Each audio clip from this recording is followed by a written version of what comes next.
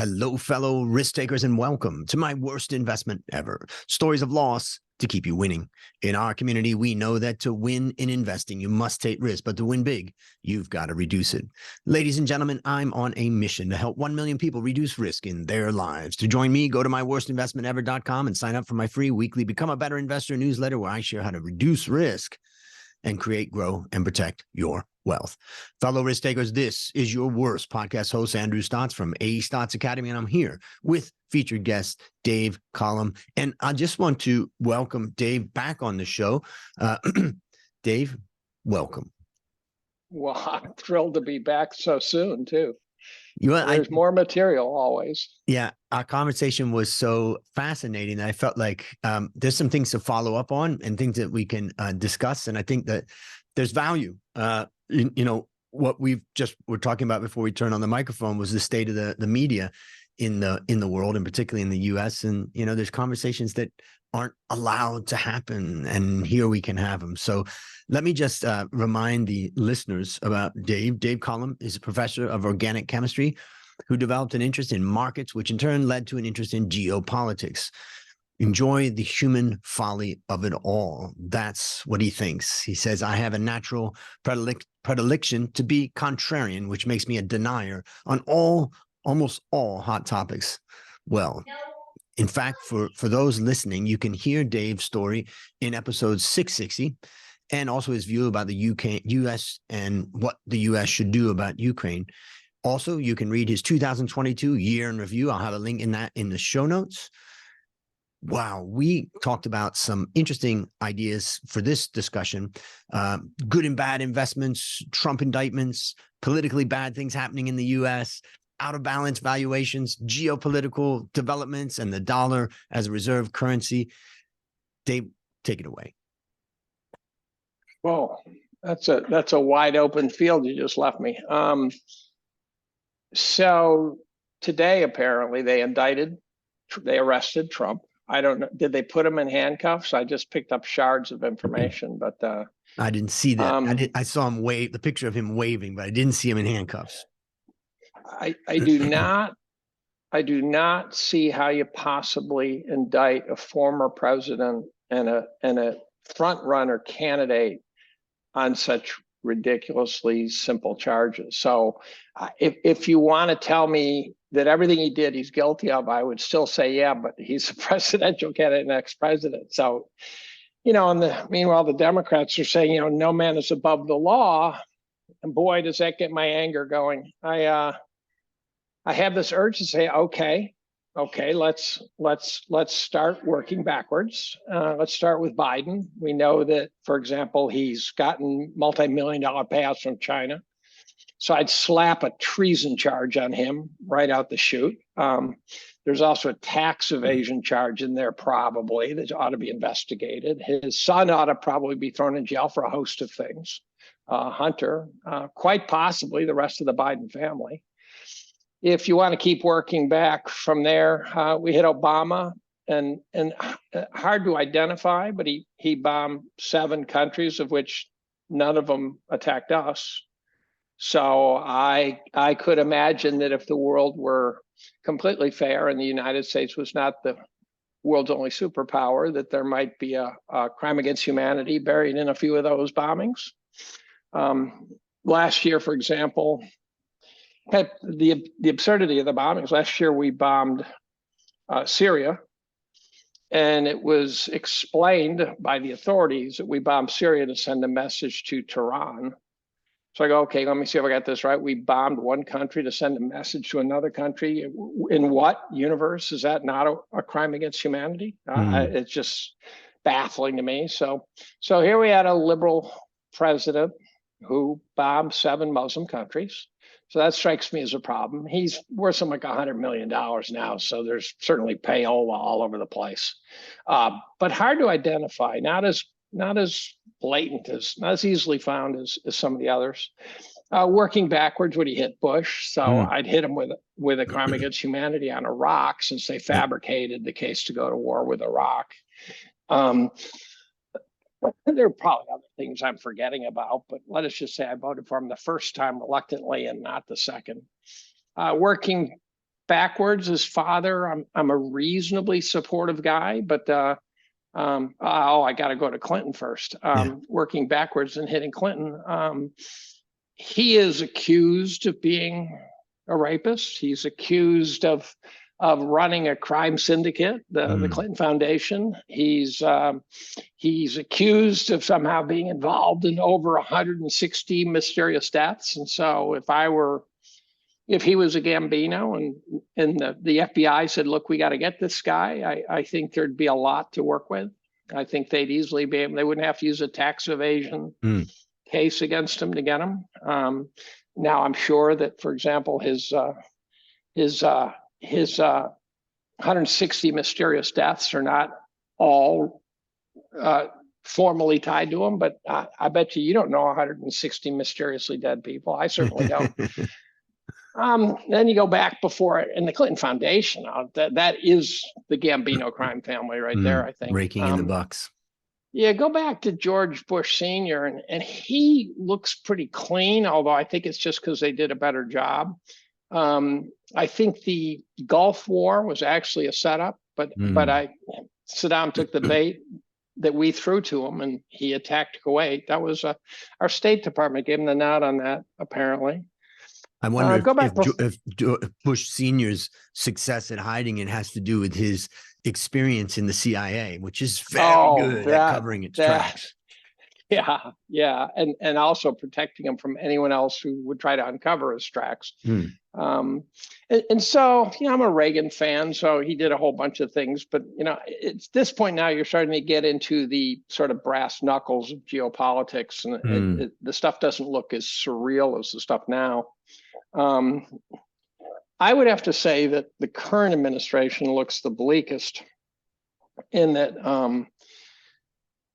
and their ties with Ukraine are profound, and we're pushing the U.S. to the cusp of World War III potentially. We committed an act of war against Germany by bombing the pipeline. So so you can indict Trump on hush money to get Stormy Daniels to shut up, which there's not even evidence that it's illegal. But even if it was, on the scale of 1 to 10, it's about a 0.2. Even if you hate Trump, it should be a 0.2. And if you're incapable of seeing that, then you hate Trump so much it's blinding you. Because I would like to think that the Republicans wouldn't indict a front runner Democrat candidate too. I would be just as appalled at that. And so that's the world we're in. And it seems like someone referred to it as it was Doug Murray said, this looks like horribly the end of empire. And I would agree with that, actually. January 6th, what a disaster that is. Yeah.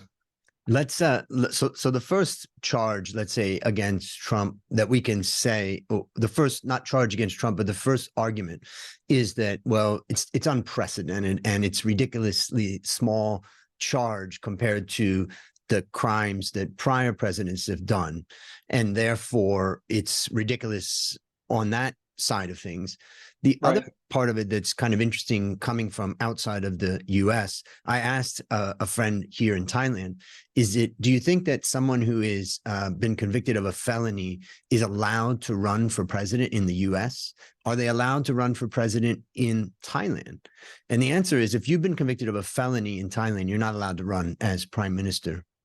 But that's not the case in the US. And I asked my friend, why do you think that is? And I think my explanation is that our founding fathers in the U.S. were smart enough to understand that the politicians will do anything to knock out their opponent. And therefore, even a charge of a felony does not override the popular vote of an individual. And that is another angle that, makes me think about how the political system is just being broken in America these days. And here's the problem. I'm well aware that both parties are filled with skanky prostitutes. But this looks like the left to me. I can't. I've challenged myself to find, show me where the right wing is behaving badly, and I just can't. I can't get close to what the left is doing, and it makes me wonder. It makes me wonder if the sinister forces that are causing them to do this really have nothing to do with the left at all, and have something to do with sort of the New World Order sort of stuff. And I hate to go there, but it feels like there's some underlying power that's trying to bring down the U.S. as a superpower, which personally I understand why there's countries, the ones we bombed, for example, would love to bring down the U.S. So we talk about bringing down Russia. So it seems pretty straightforward to me that the U.S. would be in the sights of somebody. And everything just looks wrong. The pullout of Afghanistan looks like a catastrophe. Picking on Russia looks like a catastrophe to me. Forcing the Ukrainian war forward, and if you don't think we forced the Ukrainian war, the listener that is, you haven't read enough. Yeah, that was clearly a NATO-driven, NATO-motivated, NATO-instigated war, and I've written a lot of pages on it, and I think I could, given time, convince somebody, not necessarily anybody, but somebody that we're sending weapons to the wrong side, that it's that absurd. And Zelensky's the guy who should go. Yeah, and if we look at the history of the American support of people like Zelensky, and let's just take Saddam Hussein, who was a friend of America for many years, and then all of a sudden the tables turned. And I would say that my prediction is that Zelensky's end in this thing is not going to be a pleasant one, unfortunately. Right. And also, when you look at the situation going on outside of the U.S., where I am, and you look at Asia as an example, I think the U.S. is losing support and faith, I think, to some extent. And, what was interesting about the Trump years, Dave, that I found fascinating is when Trump took on Xi Jinping, which I didn't like the whole way that went down, where he's trying to basically stop the trade and all of that, and he had his opinion about how to make things more fair. I wasn't in favor of the way that went, but I sent a message to some of my Chinese friends in China, on their WeChat, which we used in China and use in China quite a bit. And what was surprising to me is the amount of support that the Chinese had for Trump. I didn't expect that any of my Chinese friends would be supporting that, but what they saw was a person who stood up to Xi Jinping. And that was a fascinating thing. So as I look at what faith do Chinese people have in Biden?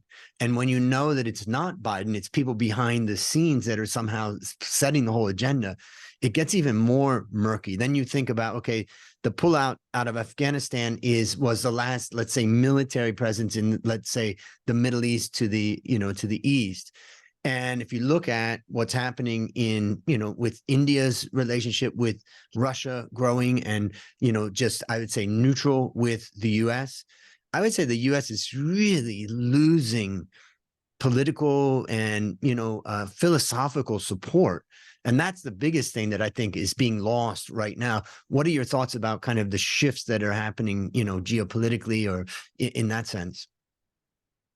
Well, I have sort of two minds of Trump's relationship with Xi Jinping. I read a couple of books about it.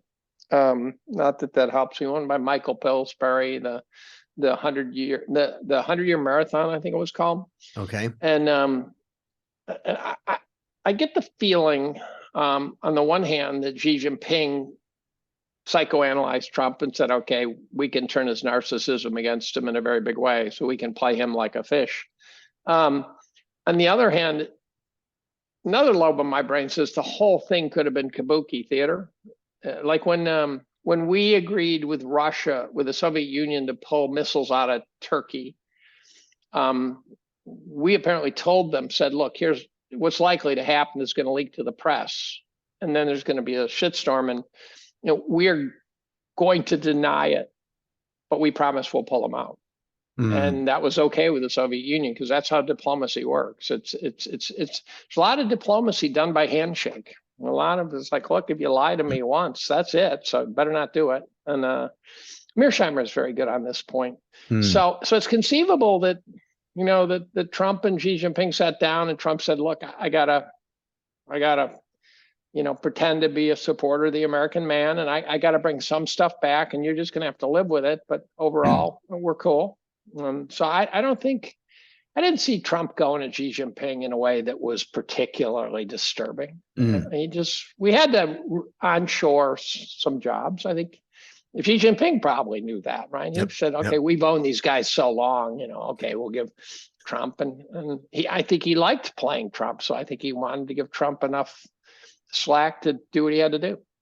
And the book you referred to is called The 100-Year Marathon, China's Secret Strategy to Replace America as the Global Superpower, as you mentioned, by Michael Pillsbury. And I'll have a link to that in the show notes.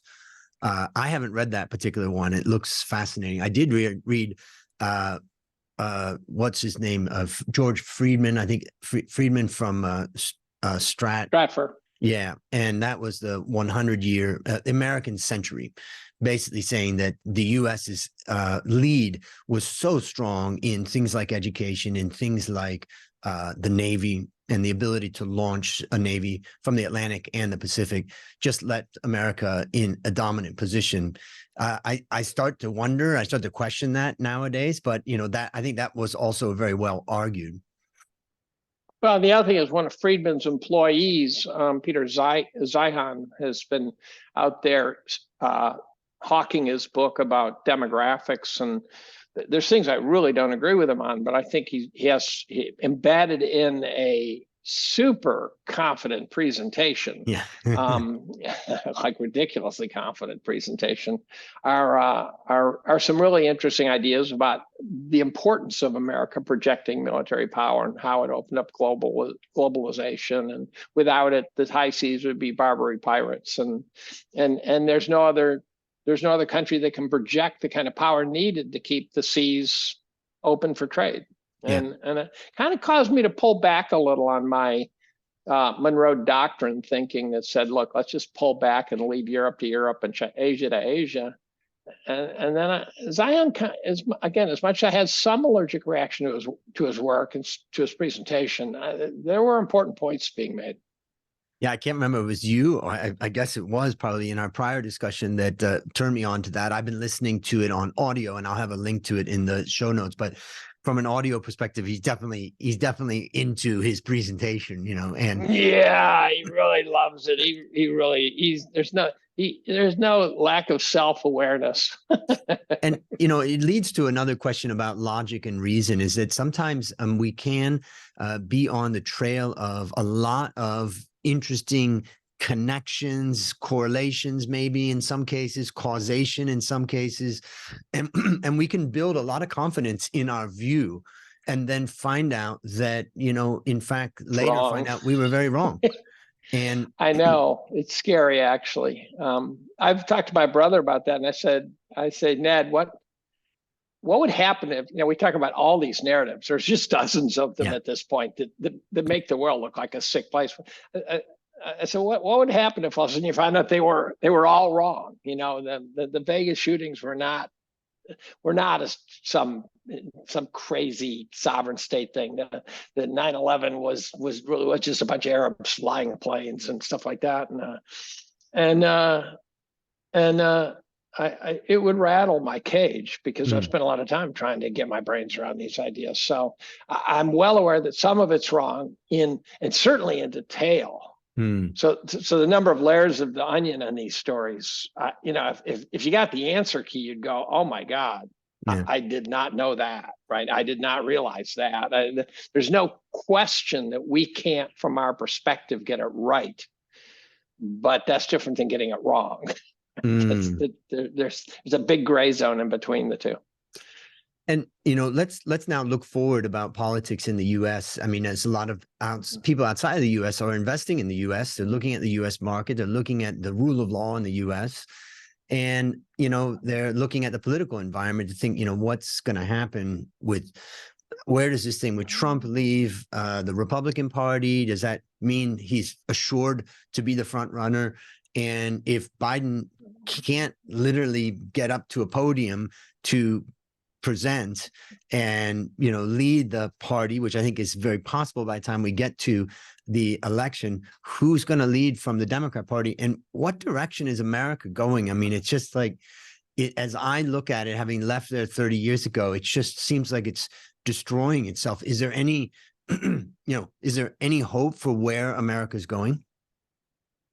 Well, if the Democrats put up Biden, they deserve absolutely every sack of garbage that comes their way, because he's just not equipped to be president. He just doesn't have a full deck left. And if they think that's the right move for the country, which they certainly don't, then if they're willing to do something that bad for their own personal needs, rather than for the good of the country, then they deserve to be a party for the history books at that point. I just, the amount of scorn I would heap on the DNC, and I'm starting to get a little anxious over people who would vote for him.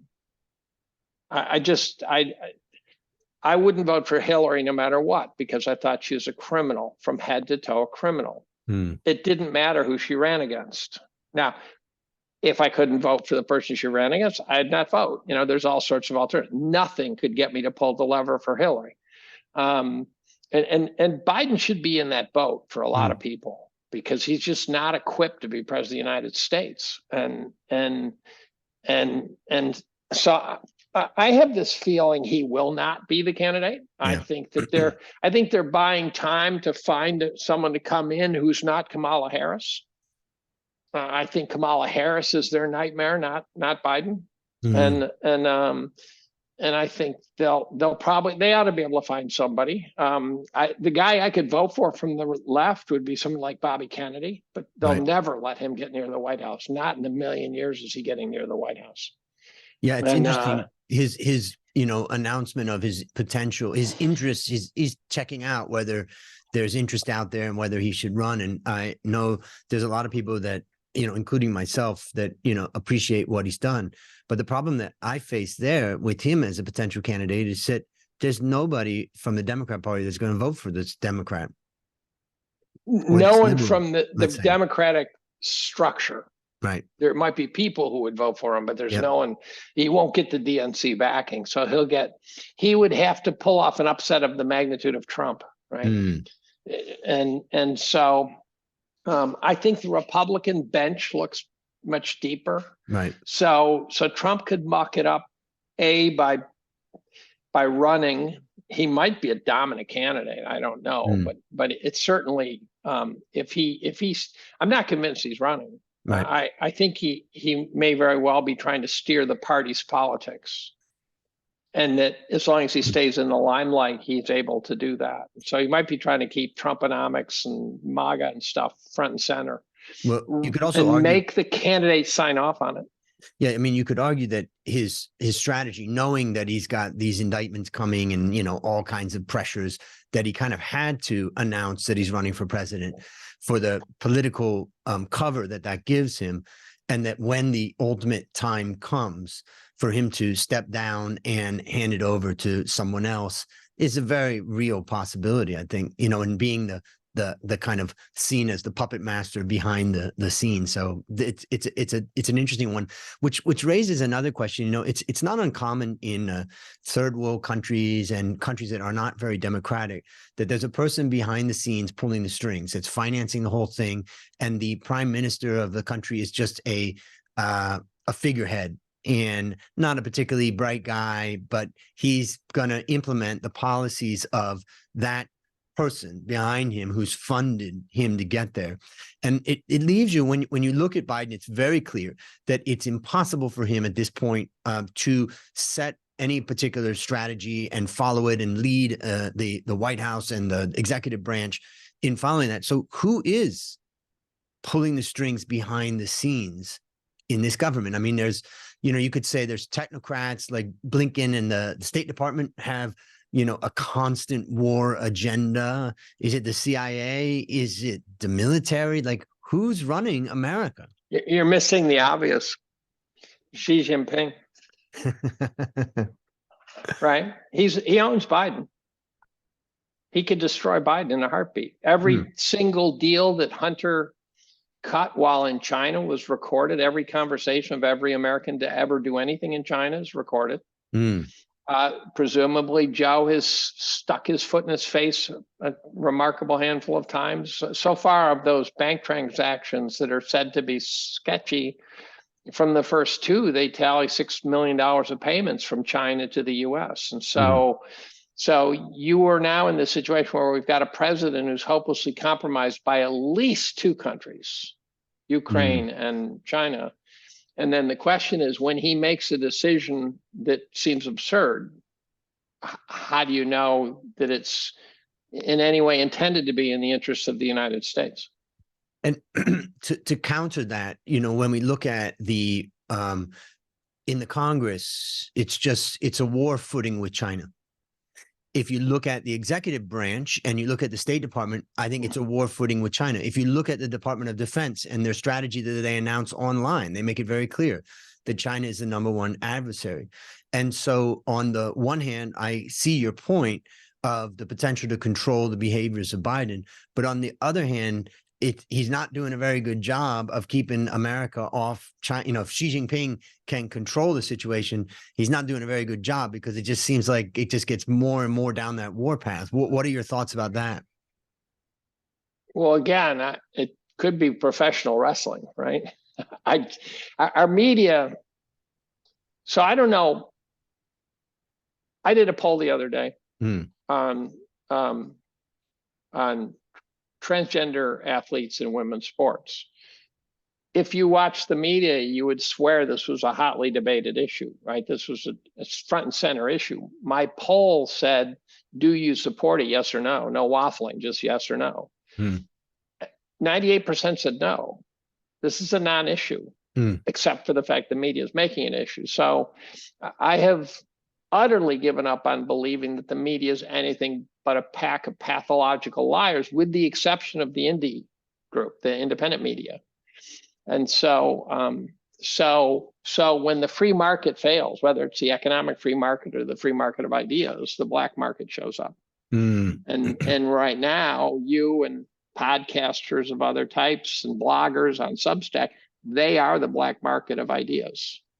And so I could imagine that the entire China drumbeat has no reality to it. But I don't know what it's about. I just don't have a clue.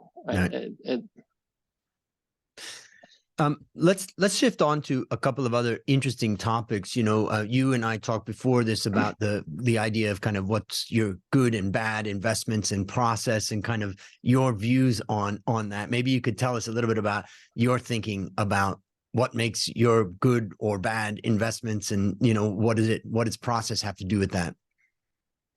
Well, I should probably do a thumbnail sketch of my 40 years of investing. My first big internet writing was actually in 2009, and it was entitled 30 Years of Investing from the Cheap Seats. And I did this big sort of look at it. But so in 1980, when I started investing, it was nothing but bonds. And it was because interest rates were humongous, right? You could get a great return, and I didn't know what I was doing, but I just knew that, money markets, fixed income was just amazing, and equities had sucked so badly. So I was going on a recency bias, but it turns out that bonds did great. The 87 crash in equities, afterwards, I found myself sitting in the faculty lounge with an old guy who said, Dave, you really ought to be buying equities. And so I looked into it and said, oh, he's right. And so I actually went and flipped equities in 87 post-crash. That wasn't a good timing. It was the crash is what got me talking about it. I hadn't even thought about it. And so I was in equities until, and then in the early to mid 90s, I got enthusiastic as your typical boomer, starting to accrue some wealth, and was very bullish. So the bubble had started because they had me by the short hairs, and the bubble had a grip on me. And so I had a contact who was a traveling salesman through pharma I'd have lunch with him and he'd tell me what all the CEOs and stuff were telling him. And it was a great source. I mean, he had good information. And the more he traveled, the more all the CEOs wanted to have lunch with him. So it was he was a conduit. And he gave me some ideas, one of which was a small company called LDDS. And that was a small company in Mississippi that sold bandwidth that turned into WorldCom. And did really well and started acquiring everything under the sun. By I'd say mid 98, early 98, I started to get a little queasy about the markets because I'd read enough saying, wait a minute, this is now starting to get out of control. And I've read enough books now. And so curiously, in the beginning of July 98, I emptied half my equities. And then we went right into the Asian crisis. Right. And I was feeling like a half genius, half moron.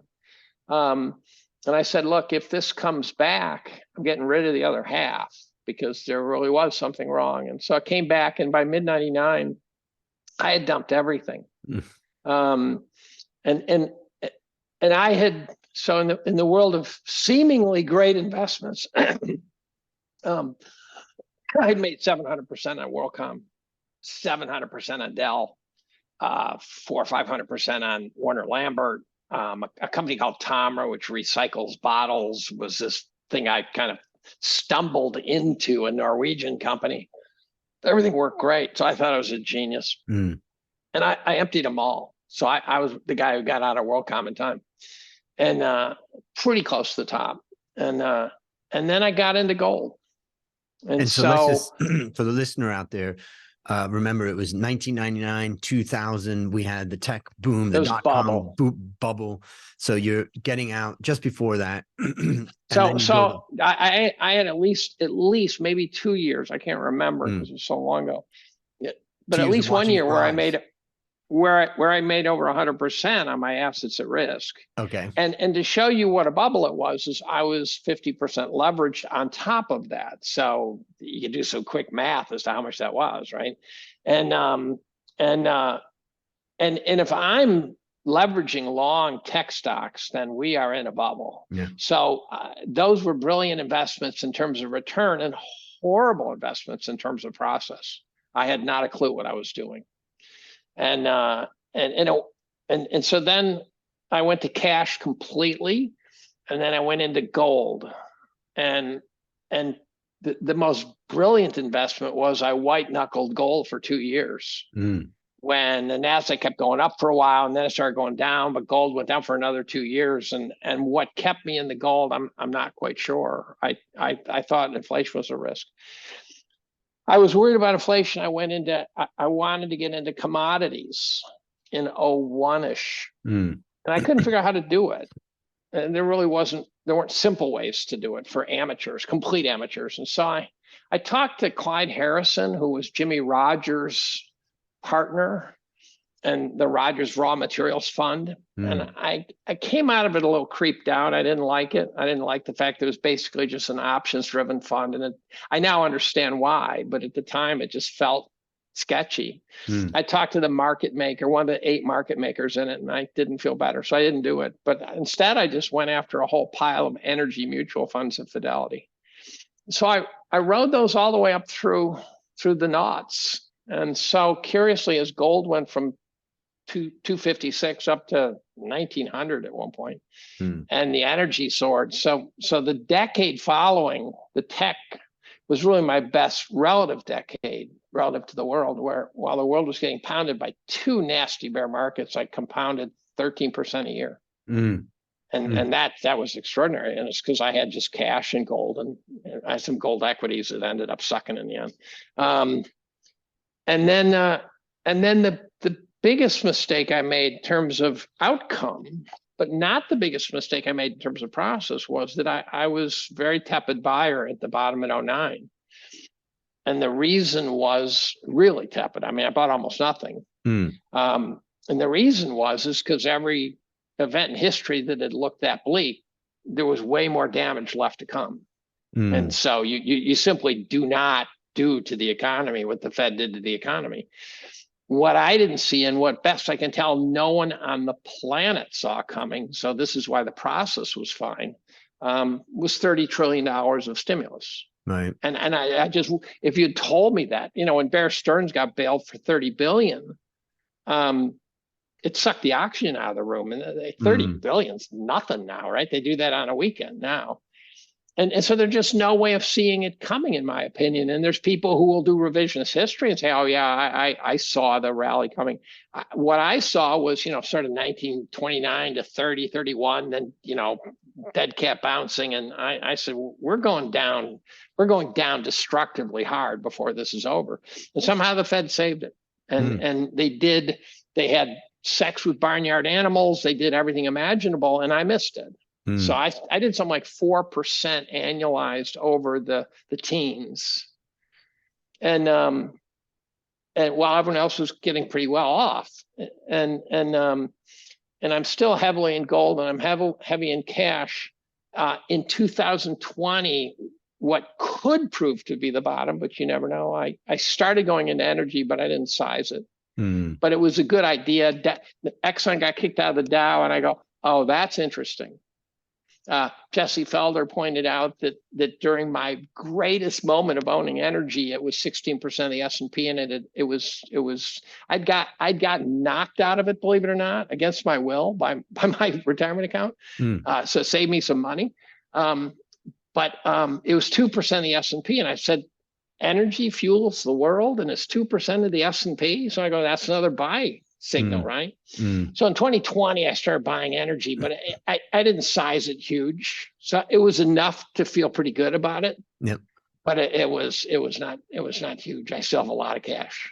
I wonder if you have some advice for people that are, let's say, professionals, whether they're engineers or professors or doing, professional job. And some people in that space, when they look at finance, they think, oh, I don't want to deal with it. I don't know anything about it.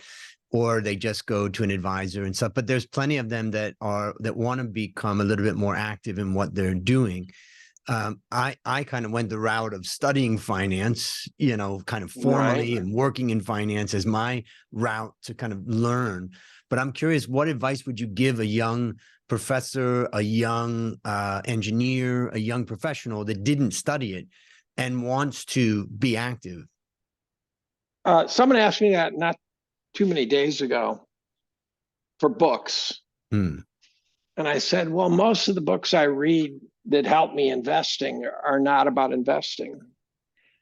And so I read a lot of books about history, and if I'm reading about investing, it'll be about sort of historical components. So some James Grant book, or Edward Chancellor's recent book is very, very good. Morgan Housel's book was actually pretty good. But I'll read about neuropsychology and medieval history, and it's amazing how things that you thought were unrelated all of a sudden pop up, and you go, oh, they blew that back then, didn't they? That sort of thing.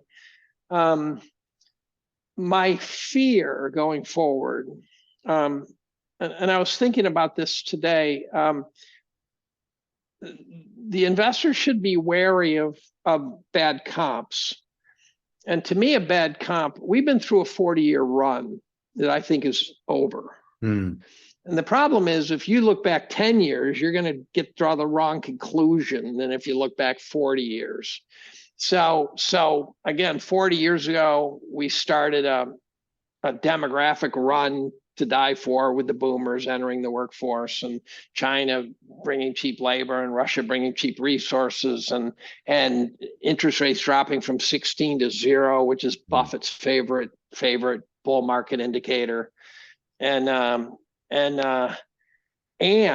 what that produced is an astonishing stat, which I never see anyone quote, is that the valuations, which really should just flop around, right? They really shouldn't go, they shouldn't trend, right? Right? The valuations over those 40 years, annualized, went up 3% a year. And so you had a 3% a year tailwind for 40 years. Now, I like to ask the question, what happens if that reverts? And there's no reason to think it won't, because it always does. So there will be low valuations and high valuations. What happens if over the next 40 years, we go negative 3% a year valuation drop, right? Yep. And that's a net 6% flip. And it'll be an incredible headwind that will be insurmountable trying to get past that headwind. That'll be like trying to sail upwind. And now on top of all that, we've got an economy that really looks crappy to me. And Robert Gordon's book. There's a recommendation. It's about wealth creation. I can't remember. Okay. Search Gordon's book right there and give him the name of it. Let's see. Robert Gordon. It's a brilliant book, actually. And I reached out to him and said, "Your book is still just timeless." The rise and fall of American growth. Yeah, that would be it. That would be it. Yeah. It's just this beautiful description. And he talks about how basically the Industrial Revolution went from 1870 to 1940. Growth was fantastic. He points out some interesting ditties. He distinguishes between primary inventions, which are like running water, electricity, things like that, and secondary inventions, which would be dishwashers and appliances and things that stand on the shoulders. So the internet would be a primary invention, right? That sort of thing. And he says that the best decade in U.S. history for secondary inventions was the 1930s. You go, really? Wow. And he says that from 1970 to the present, it's been incredibly flat, the actual growth in the economy if you look at it through the right lens. And he says there's a brief bump between 95 and 2005, which would be the digital bump.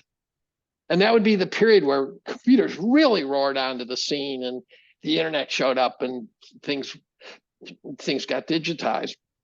And then it stalls out again. And you can say, oh, no, that's not true. Yeah, it is, because I've been all week fighting all sorts of login problems. And I don't know about all your listeners, but if I have to do a double verification that doesn't seem to want to work for me one more time, I'm going to smash my computer, right? There's things that should not be on the internet. They should be done the way they did them in the old days. And so I'm not convinced that the digital world has created the efficiency that people, in fact, Gordon or someone else said, the digital world has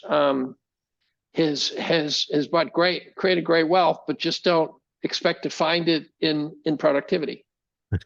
and the point being is that we spend a lot of time flopping around. If Facebook went away today, what would you miss? Twitter, what would you miss? We'd actually be more productive because we wouldn't be hanging out on Twitter. There's just so many parts of the world. Amazon, here's the answer. Amazon's not a pioneering company. The pioneering company was Sears Roebuck. Right. Sears Roebuck, they put out a catalog at the turn of the century and they mailed it out, and you could order tens of thousands of things from it. And a couple weeks later would show up on a train, and instead of buying nails from a barrel in a country store, you could order prefab houses and parts for your tractor and all sorts of stuff. That's just Amazon. And Amazon, yes, it's faster and it's bigger, but the pioneer was Sears Roebuck. So I think that's a great place to wrap up.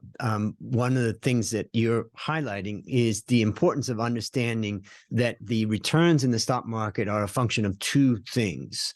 Let's say the first part of the return is what you're getting for the earnings of a company and what that earnings is paying in dividends. And the second part that you're getting when you're investing in the stock market is the premium that people are willing to pay for those earnings. I call that the dream factor, and I do a whole analysis on that because that's all future driven. And when we look at a long-term period of time, very long, 100 years, we see that basically the dream factor washes out. It goes up. Yeah, Ed Macquarie does. Ed Macquarie. Ed Macquarie. You want to look up Ed Macquarie's papers.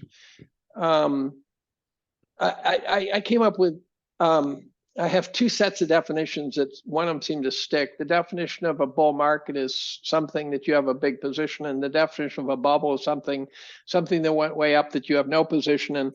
And the other is Overvaluation is appreciation pulled forward, which is a savings cobbling of the savings aphorism.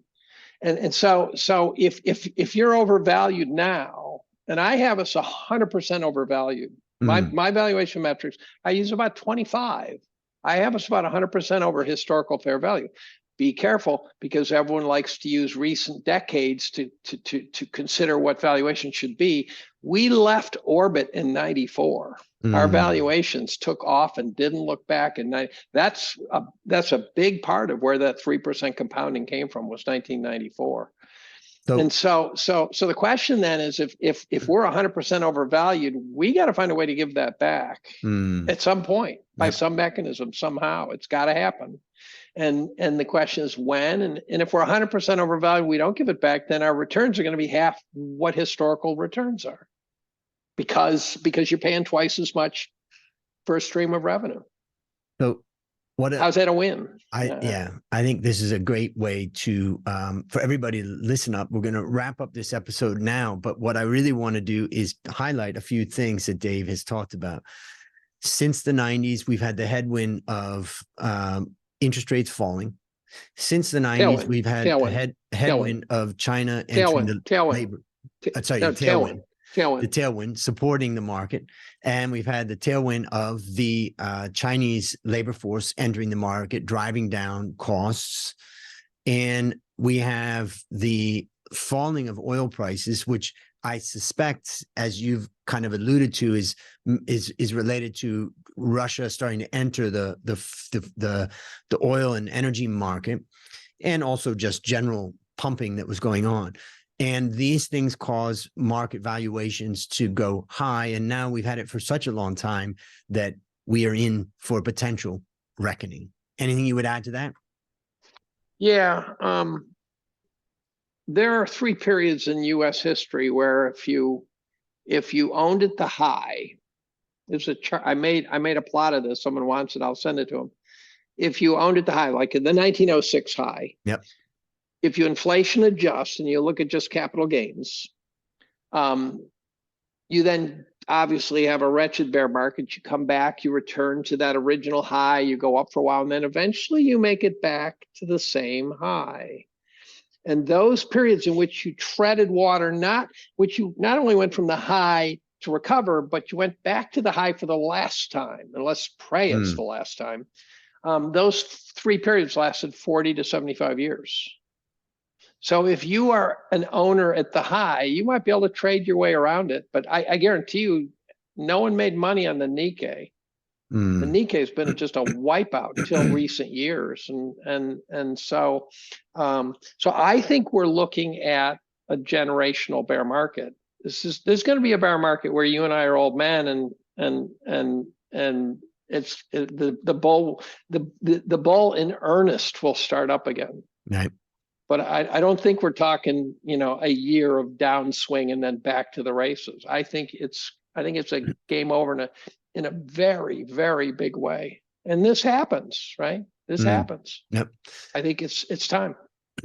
So that's a great warning for all of us. We talk about trying to reduce risk, and we have a lot of excitement that the Fed's going to save the day and all that. But I think Dave brings us back to the reality that we have had fantastic times for decades, and it's time to pay attention and think about a different way of looking at things.